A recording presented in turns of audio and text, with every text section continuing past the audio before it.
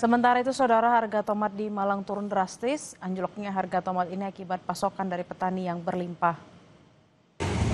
Di Pasar Sayur Karangploso, Kabupaten Malang, harga tomat dengan kualitas super dijual Rp1.500 hingga Rp1.750 per kilogram.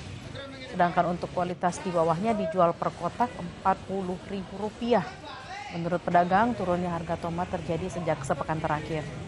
Adanya panen raya disebut pedagang jadi faktor anjloknya harga tomat ini.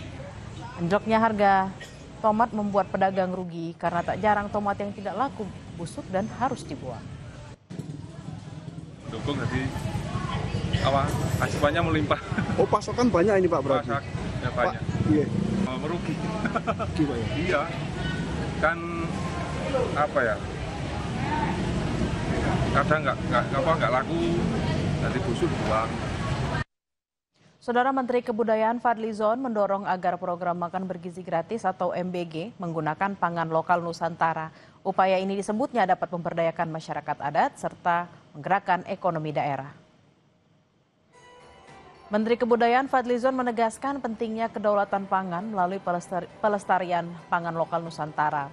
Hal tersebut disampaikan saat membuka kenduri budaya pangan lokal Nusantara di Museum Nasional Indonesia Senin sore. Fadlizon menilai pangan lokal tak hanya berkaitan dengan gizi dan ekonomi, namun juga merupakan elemen identitas budaya bangsa. Fadlizon juga mendorong agar program makan bergizi gratis atau MBG menggunakan pangan lokal Nusantara karena dapat memberdayakan masyarakat adat serta menggerakkan ekonomi daerah.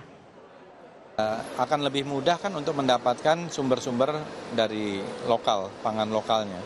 Jadi kita dorong juga kepada MBG nanti kita akan bertemu dengan Kepala BGN untuk menyarankan agar pangan lokal ini dipergunakan, dimaksimalkan karena ini juga akan memberdayakan masyarakat setempat.